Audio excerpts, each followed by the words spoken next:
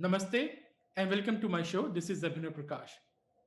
We have seen a bomb blast after many years in Delhi near the embassy of Israel, and we are seeing different allegations that it might be done by Iran, it might be done by the forces who do not want good relation between India and Iran, or it might be a message to Israel by some forces who do not want peace negotiation in Middle East to proceed. So we have with us Abhijit Iyer-Mitra to discuss these things. So welcome, Abhijit. Thanks for having me. Very well. So what's the update, Abhijit, over this bomb blast? No updates, right? All we know is that it was some kind of a Coca-Cola or Fanta can stuffed full of ball bearings and an explosive mix that we still don't know anything about, which apparently raises more questions. But thrown into the hedges near the Israeli embassy. Now, if you actually go to the Israeli embassy, you'll notice they don't have any green frontage. They've got a few tents set up there for Indian security to camp outside the embassy, but there's absolutely no greenery, unlike most of the uh, uh, uh, houses or buildings in that particular row of streets. APJ Abdul Kalam Marg, every other house has some hedge or flowers or something like that growing outside the house. The Israeli embassy does not. So somebody's gone and thrown it outside number 2 or 3, I forget, APJ Abdul Kalam Marg, where this thing has blown up. Thankfully, nobody was there.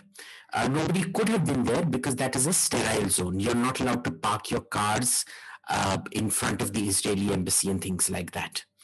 Uh, of course, there's a conspiracy theory floated by some prize idiots on Twitter claiming that because it was uh, the house in whose hedges it was hidden was opposite the Canadian ambassador's house, because the Canadian ambassador's house is opposite the Israeli embassy. It was actually a attempt at attacking the Canadian embassy, Canadian ambassador's house. So complete rubbish, of course, because that way you can also. It was much closer to the Israeli embassy than it was to the Canadian embassy, than to the Canadian ambassador's house, and the Canadian ambassador's house is not a no parking zone. So, complete rubbish, of course, but it is what it is. And the Canadian ambassador's house also has green hedge growing outside it. So complete rubbish, but that's the update. But who might be behind this? Because do you really think that Iran might be behind it, and what do you have to gain? Absolutely. I think Iran is behind it. There's very little chance of anybody else being behind it because, given what has been happening, when was the last time you heard of an Al Qaeda attack on India? When was the last time you heard of an ISIS attack on India? The last time Israelis were killed in large numbers in India was during the 26/11 attack. And far from damaging the relationship between India and Israel, it only strengthened the relationship between India and Israel. So, why would anyone like that gain? On the other hand, we should remember that there has been all terror attacks in India, except 2, have been Sunni attacks, not Shia attacks. There has only been one Shia jihadi ever captured in Kashmir, captured or killed, I forget.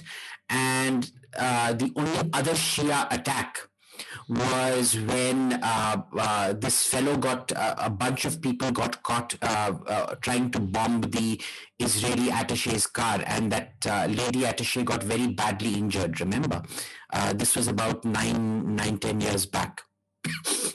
Also on the same road, further down outside Jinnah's house, which is now the Dutch ambassador's house. So the chances of it being Iran are extremely high. Remember, Iran has carried out several attacks against Israeli targets throughout the world. There were 2 huge bombings in Buenos Aires. They first bombed the Israeli embassy in Buenos Aires. Then they bombed they bombed the Jewish center of Buenos Aires.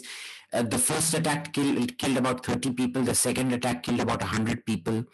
The former Israeli ambassador to India, Daniel Carmon, his wife died in one of those attacks in Buenos Aires.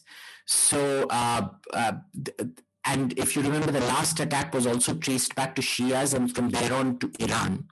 The problem is the Iranian authorities refuse to cooperate. And the last time this attack happened, there were parallel attacks in either Armenia or Georgia and in Bangkok. So it was a coordinated global attack the last time. This time, we don't know what exactly is happening. It's also a high security zone. So there was very little they could actually have done. Interesting, but you're coming to the larger picture.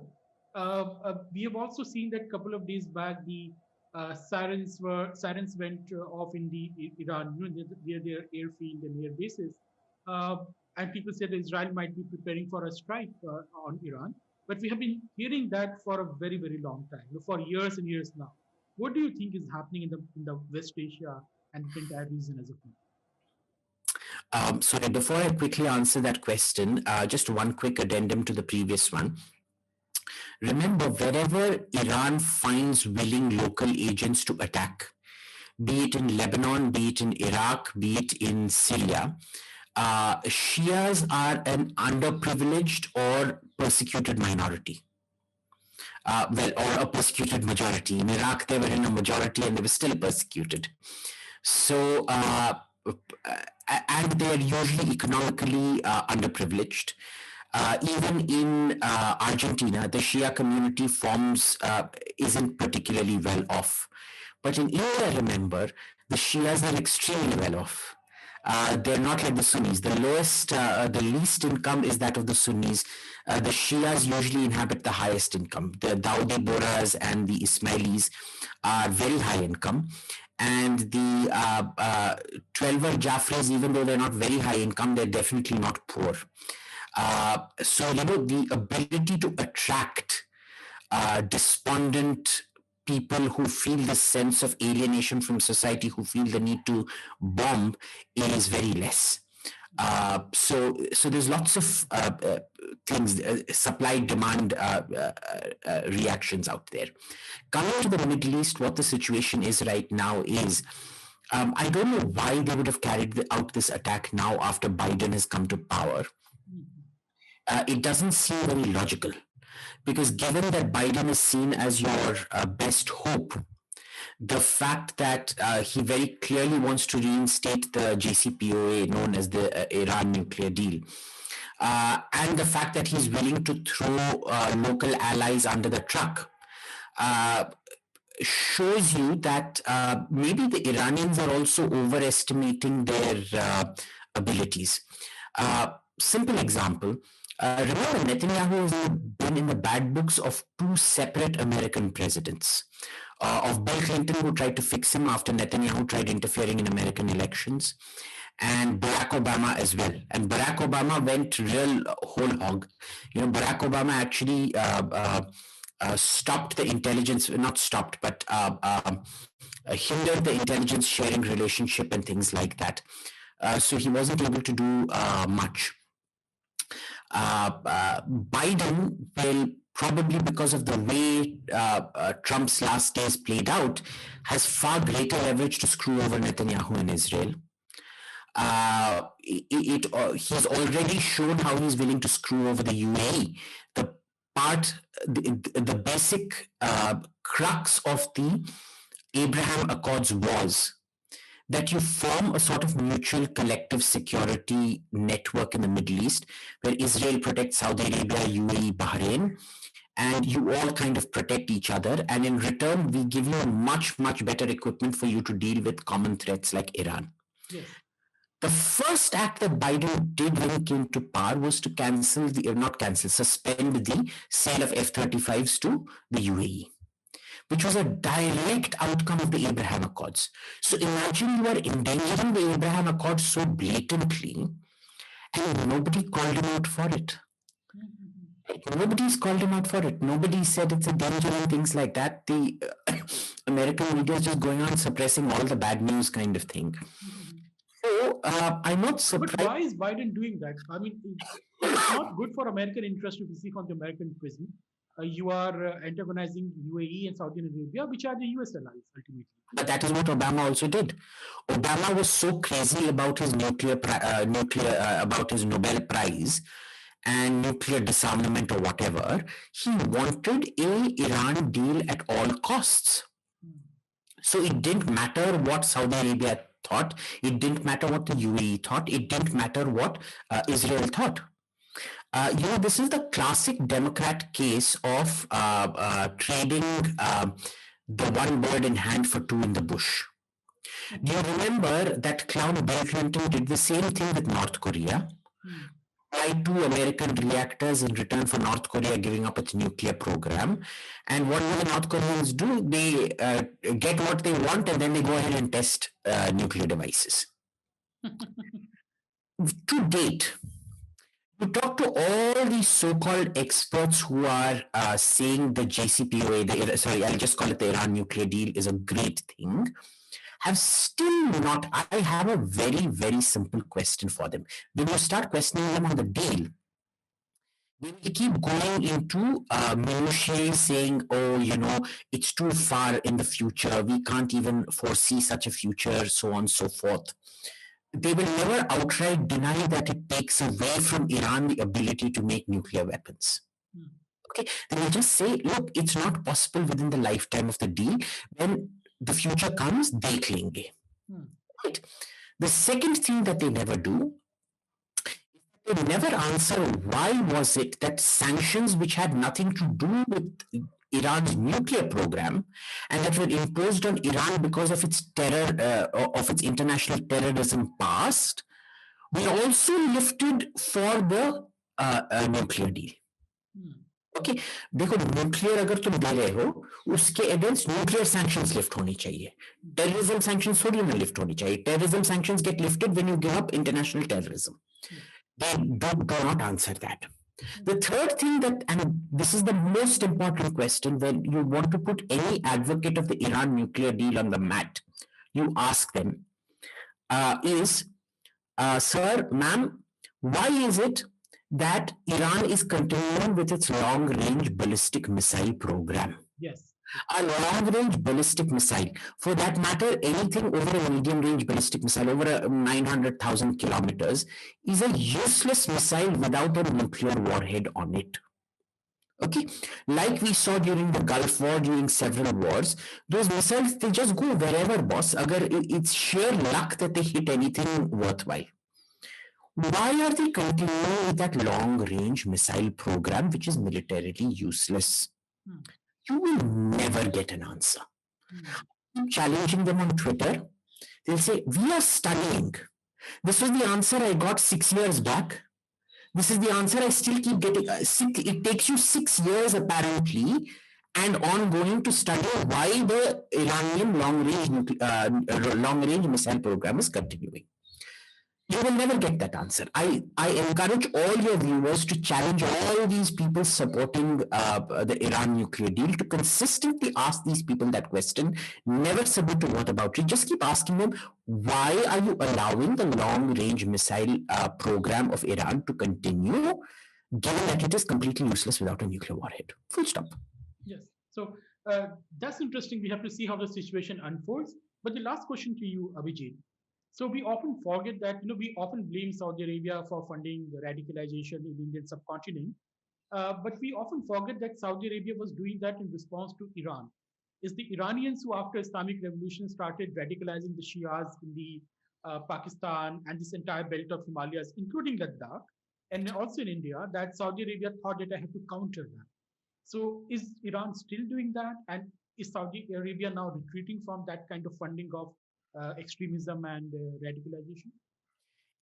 Much is, and in fact, if you read that report in the Washington Post today, they've actually started removing all the references to kafirs, yahuds, misogyny from their textbooks. So you're going to start seeing the effect 10, 15 years down the line. They are going the same path that the UAE did. The UAE, for example, removed everything about 20, 30 years back. And now, they're a very stable society. I have Israeli friends who have in the last 2 months moved to UAE, they go around openly in Dubai and Abu Dhabi and wherever wearing Israeli UAE, Israeli Emirati lapel pins, and people are coming up in the malls to shake hands with them. Oh. They want to take photos with Israelis. Hmm. Okay. So if you can go from a society like the UAE, which was just as backward as Saudi Arabia when it got independence from the British, to being such an open-minded country now that is willing to allow cohabitation without marriage and things like that, why do you not see that happening with Saudi Arabia, number one? Number two, you're very right. Iran started this whole thing of the Islamic. It was never an Islamic revolution. It was a Shia revolution. They mobilized the international Shia as a political tool, as a tool of blackmail and as a tool of geopolitics, which got a very, very nasty reaction from the Sunni states because that's the last thing they wanted. There's deep politics to do with it because, the oil areas of Saudi Arabia, they're all concentrated with the Iraq-Kuwait border, which is a high Shia population ratio. That is also where Bahrain kind of falls, kind of south of that, which is Bahrain is a majority Shia state. Kuwait has had a high Shia population, doesn't.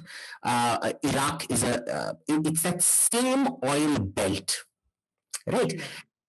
And very surprisingly, that same belt also extends into Iran, but the Iranian provinces that have oil in that southern belt, they are Sunni majority provinces. So see, it's sort of this. My goodness. It's yin and yang, the white dot in the black and the black dot in the white kind of thing.